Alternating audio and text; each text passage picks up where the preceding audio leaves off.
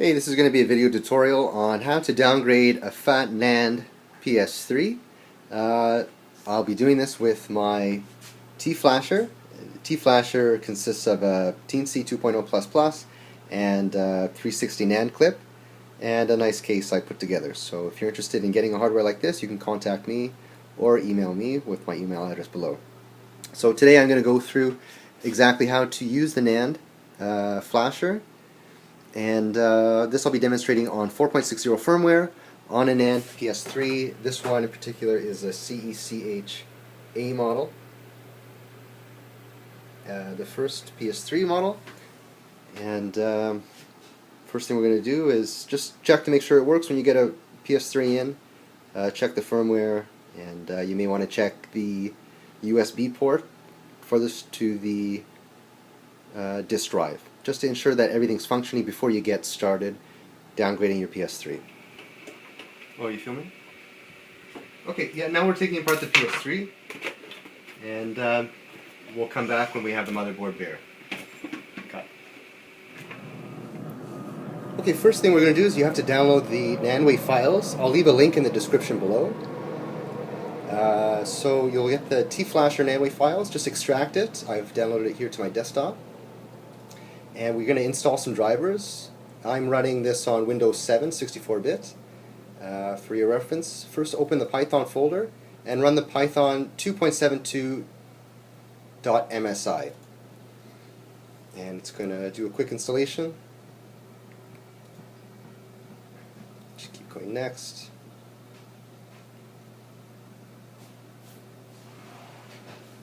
Or it may take several minutes. Maybe not.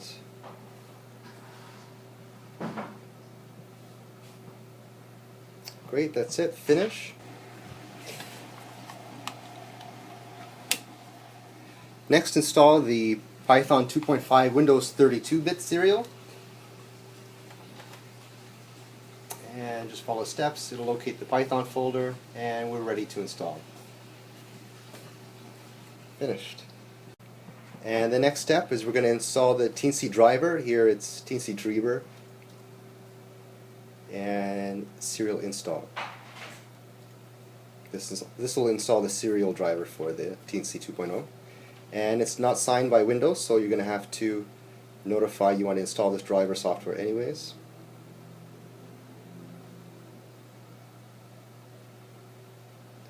And driver install. We're done. Great, yeah. If it gives you an issue, just say this program installed correctly.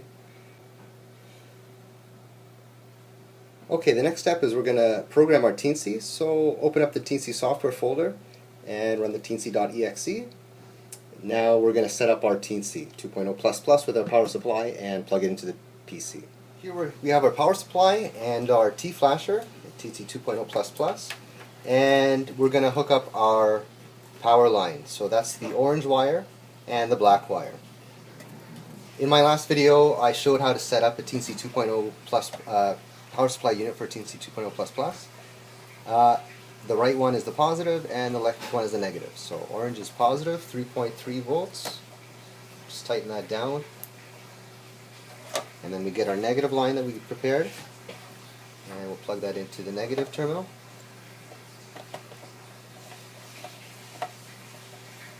And here I just removed the 360 clip so we could just quickly program it with the PC. So now that that's plugged in, I have my USB cable plugged into my PC. Okay, next thing we're going to do is I'm going to plug in the power cable and make sure the power is set to off before you start plugging anything in. Plug it in, and again, in the last video I demonstrated on how you have to jump the green wire to ground in order to get the power supply to boot up when you flick the switch. So I'm going to flick the switch, and now the power supply will boot up. The PC will recognize it, and we'll go back to our Teensy program. Now it's asking us to push the button on the Teensy, so that's this black button over here. Once you push the button, you'll see on the PC that it recognizes the Teensy. Go up to the first icon. Now this is where we load our Teensy files.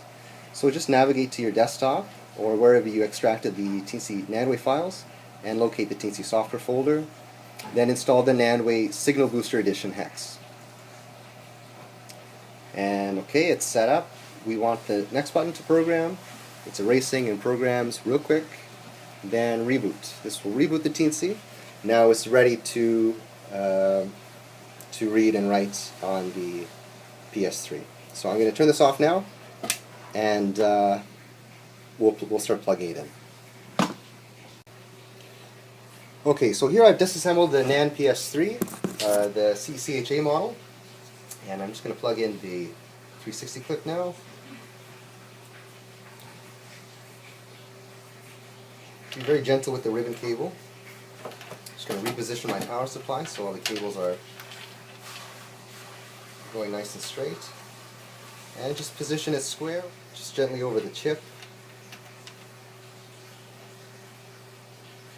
And once it's kind of locked in place, just give it a little bit of pressure, a little bit of rocking, and that should be good enough.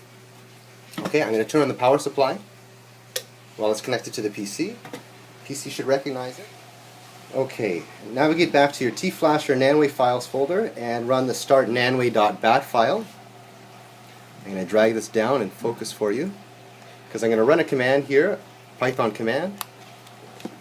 It is nandway.py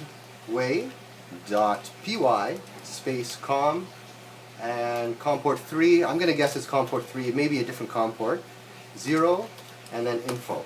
Okay, we get an error here like this. I'm going to try a different COM port. I'm going to run the same command, but I'm going to change it from COM 3 to COM 4. And great, so now it recognized our NAND flash. It's showing us the raw ID data, the Samsung and the chip model, and the size of the flash. So when we see it like this, we know that it's connected well. I'm going to run it again just to make sure that it's consistent. Great, so that's consistent like that. Now, we know that it's connected. That was just to gather info, just to make sure we got a good connection with the chip. We're going to run another command. It's nandway.py space COM4, now that we know what COM port it's on. 0, and then we're going to dump. That's DUMP. And I'm just going to name this A for CCHA. It's the top NAND, and it's the first one, 01, .bin. Now, this is going to save to the same folder where you opened the Nandway .bat file. So I'm going to run that, and this will take about 10 to 15 minutes. It's going to do a dump. Just leave it alone for 10 to 15 minutes, and we'll come back when it's completed the dump. Also, you're going to want to run this 2 times at the very least, and I'll show you a program afterwards on how you can compare the dump. Okay, it's coming to completion. It's almost done its first dump of the top NAND. And what I'm going to do is I'm going to just make another dump, and I'm going to verify that the 2 files that we've dumped are exactly the same. So what I'm going to do, I'm just going to press up, and it's going to copy the last command I entered. And I'm going to navigate back to the 1. I'm just going to change the 01 to 02. So it's going to save as atop02.bin. So I know that this is the second dump I've taken of the top NAND. I'm going to run it, and then when this one is done, I'm going to come back and I'm going to show you how to compare those 2 files. Okay, so we just finished the dump of the second dump of the top NAND. So I'm just going to zoom into the monitor here, because next what we want to do is we want to check and make sure the 2 dumps are the same. So just leave everything connected and open up the dump check software folder and run the HDX program. This is just a portable program of the HDX hex editor, and this one is unfortunately in German. So just go to Analyze, and the bottom one and the first one there, and then navigate to the folder where you've saved it. Should be in the T-Flash or Nandway files folder. Choose the top one, and then choose the second one, and then we'll do a check, and we see that we have a difference here. And that tells us that there's a problem with the read. So what we need to do is we need to go back to our NAND flasher, and we need to either add more pressure. I'm just going to give it another little squeeze, and now I'm going to run another dump. So I'll go back to the PC. I'll go back to my command prompt that I still have open. I'll just go up again and I'll rename the dump I'm going to take from 02 to 03 this time because it's our third one. And I'm going to run this one, and hopefully this time we'll have a clean read. Okay, now that we got our third dump finished, we'll go back to our HDX program and do another analyze. Analyze again is date, vegan, and then Vergen something. Okay, and I'm going to keep the ATOP 0 there. I'm just going to change the bottom one to the ATOP 03. I'm going to check that. It seems to be the same location that the error is in, or the difference is in. So I'm going to do another verify. This time I'm going to change the top one, 01 to 02, and I'm going to compare 02 and 03. I'm going to make sure the 03 is on the bottom still. 03, great. Okay. And here, when it gives us this prompt, that means both are identical. So that means the 02 and the 03 reads were okay, and it was the first one that was different. So we know to discard the first one and use either the second or third read. Next we're going to do is, now that I'm confident I have a good read on the top NAND, zoom back down here, I'm going to turn off the Teensy first, turn off the power supply, and I'm going to gently remove the Teensy from the board. Can you see that in the camera? Okay. And I'm just going to set it aside for now. And what I'm going to do is I'm going to gently remove the heatsink from the motherboard. This is a CCHA NAND, so just jiggle very gently on the corners, and it should come out relatively easy. Now, that's a really bad thermal paste job. Whoever did this thermal paste last time obviously forgot to reapply thermal paste. So I'm going to put this aside. What I intended on doing is, remember to move the battery over here also, don't forget. There's 2 screws on the hard drive in case you forget.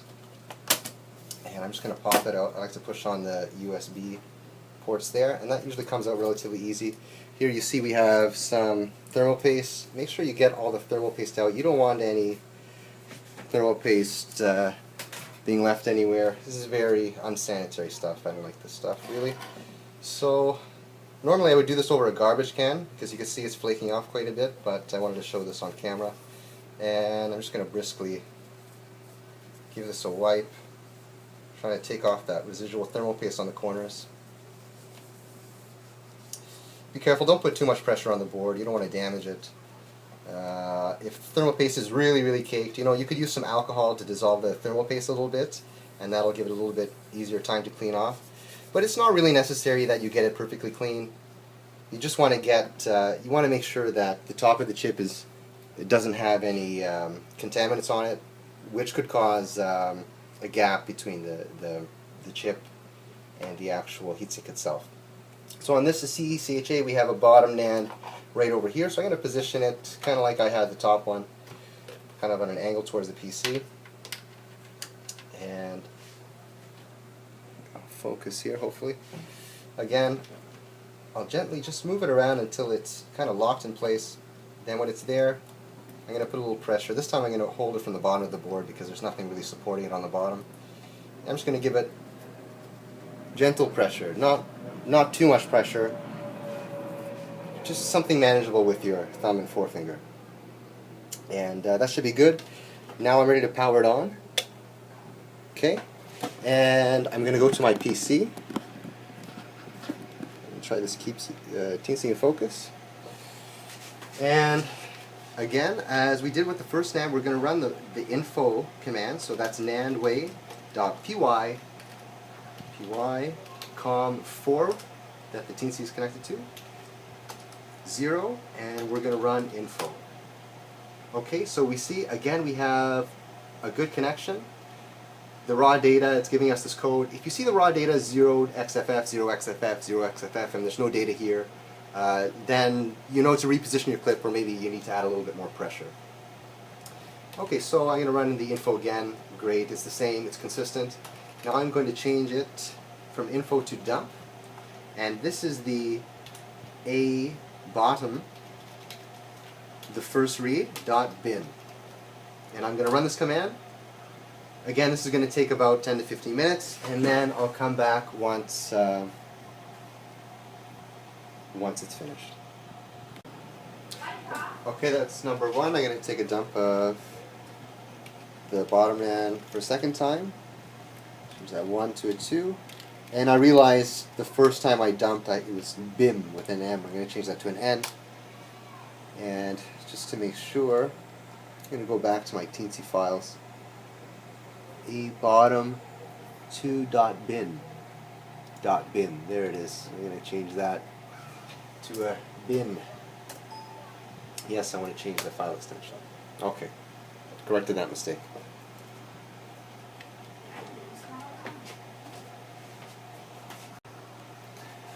Okay, the second dump is finished. I'm going to go back and I'll show you guys again on how I would compare those two. So I go to the dump jack software, the portable hdx.exe, analyze these German words here. I click the ... and now I'm going to pick the bottom, a bottom 01.bin and a bottom 02.bin, and then I'm going to go OK. And again here we see we have an error, or rather a difference. So I'm going to close this, and I'm going to add a little bit more pressure to the clip again. And remember that this one, it doesn't have any support on the bottom this time around, so I'm going to be careful about it. I'm going to put my fingers underneath and give it some square pressure. Then on my PC, I'll run the same command. I'll change the 2 again to a 3, and then I'll run it. Okay, you see we have this error. This is the one I mentioned here. The raw data 0xff, 0xff. So that means we're not getting a good read. So I'm going to turn off the power supply. I'm going to disconnect the Teensy. And maybe it's a good idea if you have some alcohol or a toothbrush. Gently clean out the clip, clean out the NOR. There could be a little bit of residue left in there, a little bit of dust, maybe something you didn't notice because the parts are very small. And again, I'm going to position it just over the chip until we find its place. Now it's not moving anywhere. And from the bottom and top, I'm going to add some pressure, square pressure. This time I'm going to add a little bit more than I did on the top. Okay, I'm satisfied with that connection. I'm going to switch on the power supply. And here on the PC, it recognized the Teensy. I'm going to run the command nanway.py.com40 info. And okay, it's reading. Now, we'll try and get that dump. We'll change that to dump 3. And we'll take a third dump. When we're done with this, we'll come back and verify. Okay, the third dump finished. I'm going to compare it for the bottom NAND again. I'm going to run the HDX program, verify. I'm going to compare, well, I'll compare the first one to the third one this time. Great. It was the second read that was out of sync this time around. Gently remove the Teensy from, remove the 360 clip from the motherboard, and we're going to put this aside for now, the motherboard, and the next thing we're going to do is we're going to flash another firmware to the T-flasher. So plug it into your PC, well it should have been connected to your PC already, and power back on the power supply. On your PC you want to run that Teensy software, teensy.exe again. So I'm going to navigate back to the Teensy software folder, double click the teensy.exe command, and again it says press button to activate, so that's the black button on the Teensy. Press that. Okay, it registers on the PC. I'm going to choose a hex. I'm going to choose now the PS grade hex. This is so we could use the Teensy to put the PS3 in factory service mode. So double click that hex. Run the programming. and then reboot. And once that's all done, power off the Teensy. Okay, we're all done with programming the Teensy. It's all ready to be used as a factory service dongle.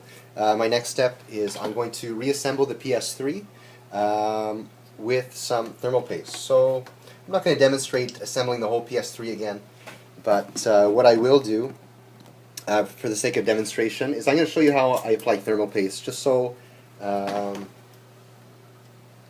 trying to make this as comprehensive as possible. So I'm going to just clean off any excess thermal paste with a paper towel. Again, if you want to be extra thorough, you could use some isopropyl alcohol. But provided it's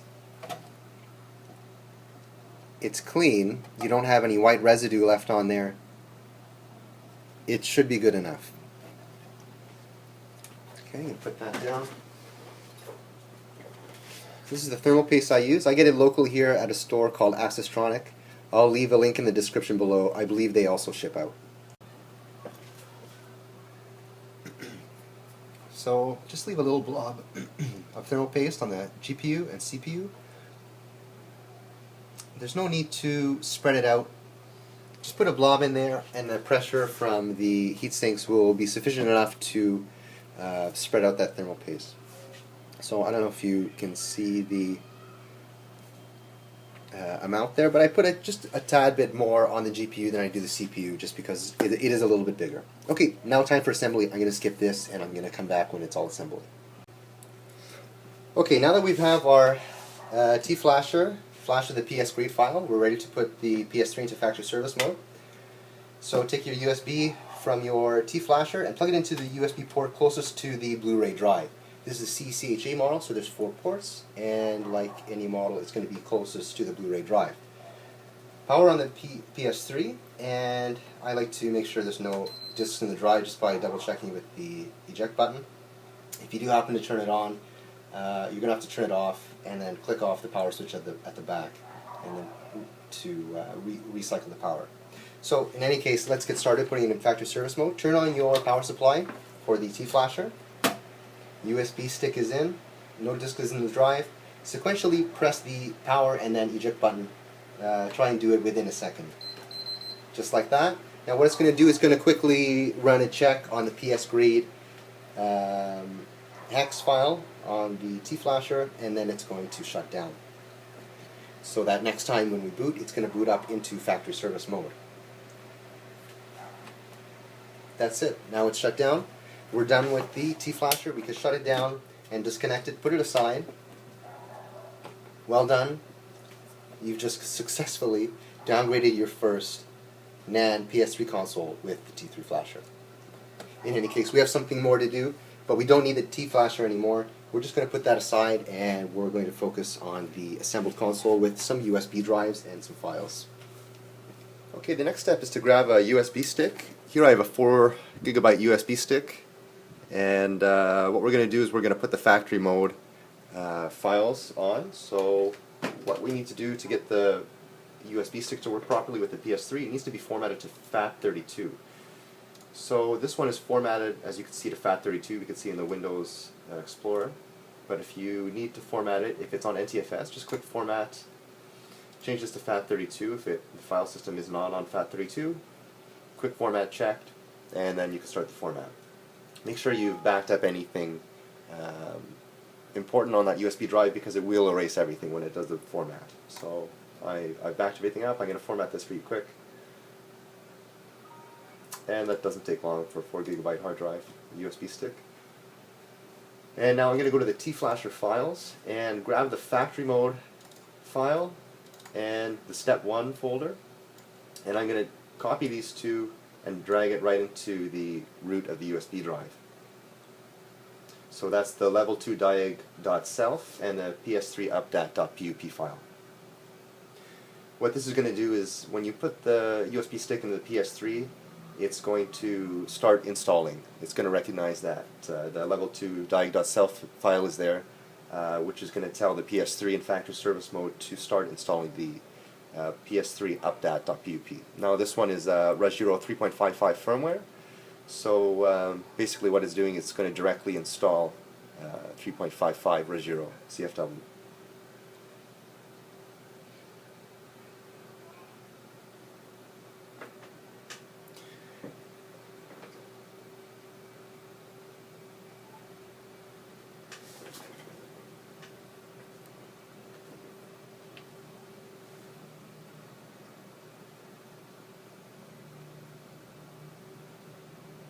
Once that's finished, open the USB drive and make sure that the two files are there and not in any folder. So I'm satisfied with that. I'm going to eject the USB stick. And on the PlayStation 3, I'll put the USB stick again in the closest port to the Blu-ray drive and just power it on with one press of the power button. You'll see the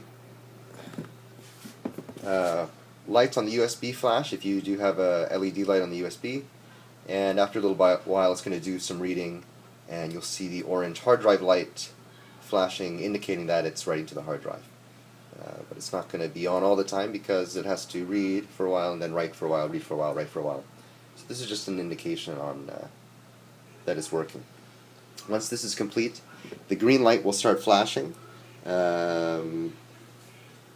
Maybe on off every second, I think, and then after maybe 5-10 seconds of that it'll shut down, and that's when we know it's time to load our step 2 files onto our USB drive. So I'm going to let this sit for maybe, I think, depends on the model, depends on how quick the hard drive is to write, so it's about 10 to 15 minutes this process. Okay, so that finished. It flashed a little bit, the green light, and then it shut down. That's absolutely normal. Now we're going to load our step 2 files onto the USB. And just plug the USB into the PC and navigate to your T-Flasher folder again. Factory mode folder, step 2 now. I'm going to copy and replace this one just like that because it's named the same, level 2 diag.self. And I'm also going to delete the ps3 updat.pup file because that's not needed anymore. It's been installed. And here's a log that you'll get after the installation is complete in factory service mode.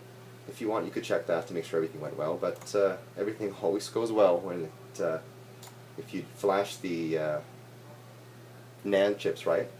So I'm going to inject the USB again in the USB port closest to the Blu-ray drive, and one click of the power button. This will take about 30 seconds. What it's going to do is this is the exit of factory service mode. The level 2 diag.self in step 2 is just the key to get out of factory service mode. So that's it.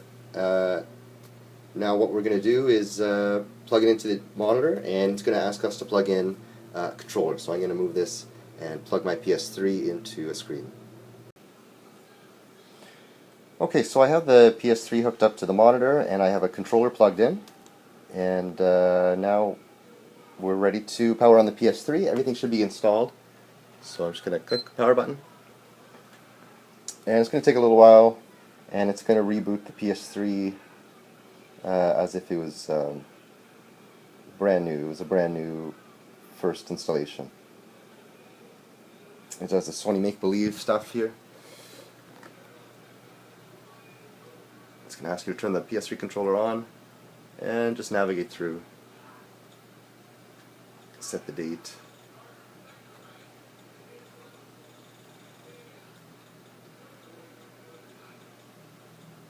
And the time. And then you could set your Wi-Fi internet connections afterwards.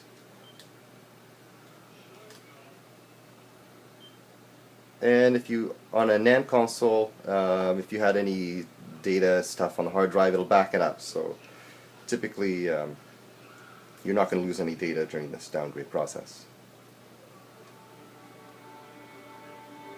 Great, that's it. Now we're on Rajiro 3.55. That's it. We've just downgraded your PS3 console. We also have custom firmware, so we have the installed package files. that's basically it. There are a couple more things I'd like to go through, and I'll take the opportunity to do that now. Okay, so since everything flashed well on the PS3, we no longer need our flashing files, so I'm going to go ahead and delete the bottom.txt, the dumps, but I'm going to keep the good one. I'm going to keep the A bottom 3 and the top A top 3 .bin. Just for reference, for the PlayStation 3's owner, and I can now delete the differential flashing folder and the adump3.ext folder. These are no longer needed. These two you may want to back up. That's all. You also have the Nand log mapping.txt and the .txtop.txt folder. I'll delete that as well. I'll delete these. And we have some log checks. I could delete these. Now we're back to normal. Okay, so the next step is to okay, I'm gonna cut here. The next step is to put the PS3, or rather toggle the QA flag on the PS3. So again, I'm going to get my USB stick and plug it into the PC. I've downloaded the latest Rebug toolbox, which I'll now include in the tflasher files folder. So I'm going to navigate to the tflasher files folder, into the pkg files, and I'm going to drag and drop that Rebug toolbox.pkg into the USB stick. Okay, so it's there. I'm going to eject the USB stick and install the pkg file on my PS3. So I'll do that right now. Alright, USB stick in any port. And I'll grab my controller. And I'll just press X. Install Rebug Toolbox with X. It's going to install. And open Rebug Toolbox now from the game menu. It's going to say it's not compatible with this firmware, or it's not fully compatible rather, but it still works all the same, some features. And navigate all the way to the right column, and the first one, toggle QA flag, click that to enabled. So now that it's QA flag is enabled, you could do this only on 3.55 firmware or lower, as far as I believe. Now I would start installing custom firmware of a higher firmware, 4.55 maybe, or 4.60. So I'll show you that in a moment.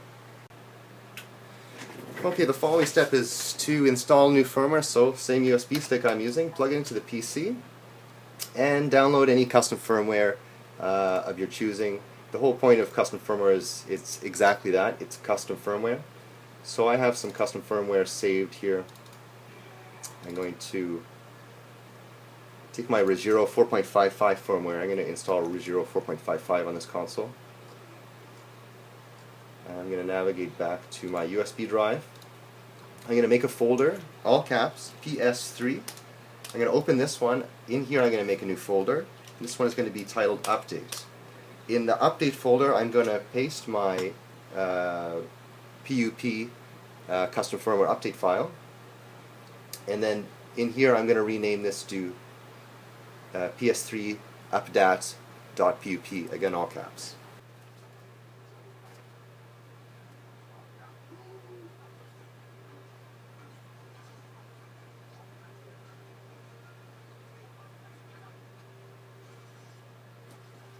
Okay, like I mentioned, now I'm going to rename that update file to PS3 updat. Oh, I got to turn my keyboard on. PS3 updat.pup, all caps. And again, I'm just going to make sure that everything's in the right place. So in the root, I have a PS3 folder. In that, I have an update folder, and then I have my update renamed to PS3 updat.pup. Okay, I can eject this. And again, I'm going to swing back to my PlayStation 3. Plug the USB stick into any port. Squeeze it in there. Okay. I'm going to grab my controller, navigate all the way to the left to the system update. Again, make sure there's no disk in the drive, because if you install system update via storage media, it's going to consider the disk drive as also storage media. So if there's an official firmware Sony update, you're going to lose your hack and you got to do the downgrade again, which is a pain. But just don't do it. Okay, so install from storage media. We know we have the Rogero 4.55 update on there we put, and it's going to ask you maybe a prompt. Yeah. And you accept, and then we start. Now we're installing Rogero 4.55 CFW. Okay, I decided to go the extra mile and include all the PKG files I typically use during a PS3 downgrade or CFW installation. So again, I'm going to take my USB stick, plug it into the USB drive. I'm going to navigate to my T-Flasher Nandway files folder, open the PKG files folder, and I'm going to copy and paste everything into the root of my USB drive, minus Rebug Toolbox, since I've already copied that in there. So I guess I'll go through real quick the programs I'm installing. Install package files version 2.0, Irisman version 3.07, and then the diskless add-on for either 4.60 custom firmware or the rest of the custom firmwares. Multiman 4.60, PlayStation 2 Classics placeholder, PSN patch 4.60, React PSN 3.15, Rebug Toolbox, we've already installed that one. RetroArch gaming emulator, Showtime 4.7145. This is well, I use it to stream, watch Twitch TV, stuff like that. A spoof to 4.60. Since we installed 4.55 custom firmware, if you want to play online, you're going to have to spoof it to 4.60. And Endstone Control Console API version 2.5. This is only compatible up to firmware 4.55. So I don't know if you want to be doing real-time modding, I would recommend 4.55 Rogero like we installed, and then you use the Control Console API for the majority of mods. To be quite honest with you, I'm not really sure about mods. I've never done that type of thing. I'm not into that type of thing. But now it's open for you to do that type of thing. I also have the EX data and a K license file so we could play the PS2 games. So I'm going to eject that, and then I'm going to flip over to the PS3.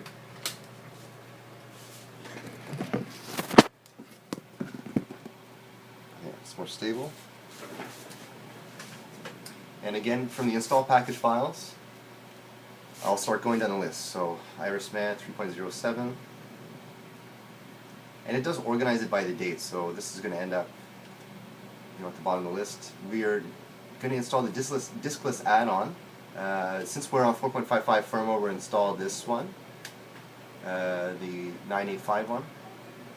If we were on 4.60 firmware, install the 4.60, obviously, diskless add-on that comes with Irisman. Okay. Let's go down the list. I'll install Showtime next.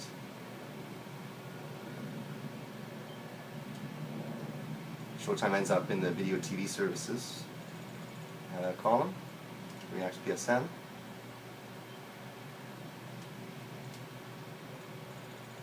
I'm going to install RetroArch, emulators.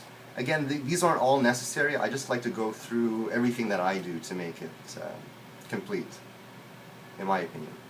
So I can give it back to my customer. My customer's happy. There's a bunch of programs he can start with, and just something to keep them amused. Because there's a world of things you could do with PlayStation 3. Like I mentioned, you could be modding the games, you could be adding mod menus, stuff like that. But this is a good start. All the programs I'm installing here, this is a good start.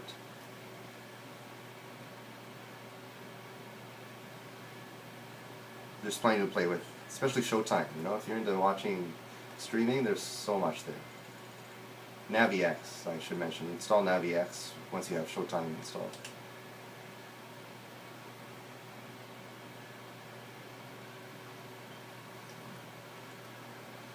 Okay.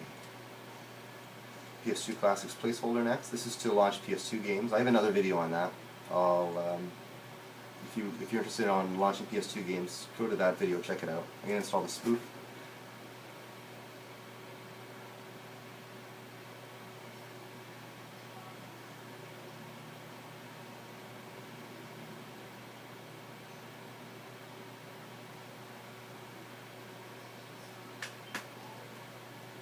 Okay. What do we have left? We have the Control Console API, PSN patch. I think that's everything. Last but not least, well, we do have the install package files. I'm going to skip that one. And I'm going to install Multiman version 4.60. I installed this one last, so it ends up on the top of the list, just below install package files.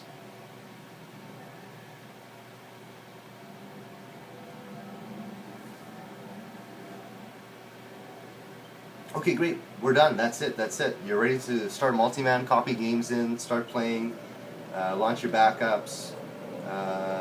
You can run your ROMs, emulators if you have ROMs.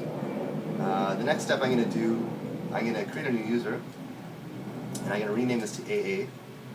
And this is so we can install the license files for the PS2 Classics. Also, this username, you'll see it's renamed with a star. What I'm going to do is I'm going to remove that star so that it doesn't give us an error when we're going to launch our saved games, because it'll say, hey, you're not the same user, this one has a star. Just remove that star, everything will be back to normal, hopefully. Okay, so that's it.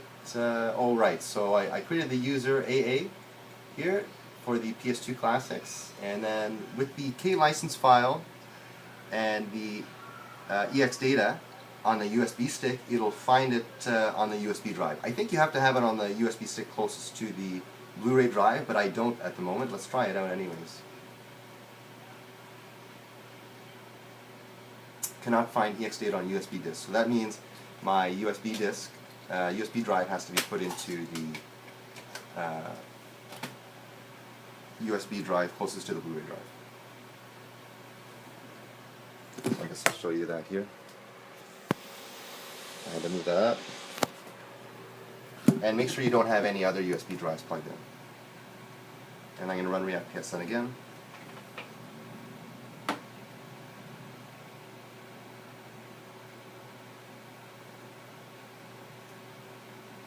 And it's going to reboot, and it's going to install the license to play PS2 Classics as if you've purchased it off PSN. So this way you could play the backups of your PS2 games through Multiman. Well, you can launch it by Multiman, and you launch it through that PS2 Classics icon. Go watch the video on PS2 Classics. This one is about Nand downgrading. So I think I've covered everything now. This PlayStation is good to go. It's ready to be given to my client, and if you have any questions, you could leave it in the comment section below. Thank you very much for watching and sitting through this long tutorial. And if you have any questions about the T3 flasher or the T flasher, or if you're interested in purchasing the T flasher, you can contact me. I'll leave my email and information below. Thank you very much again. Have a nice day.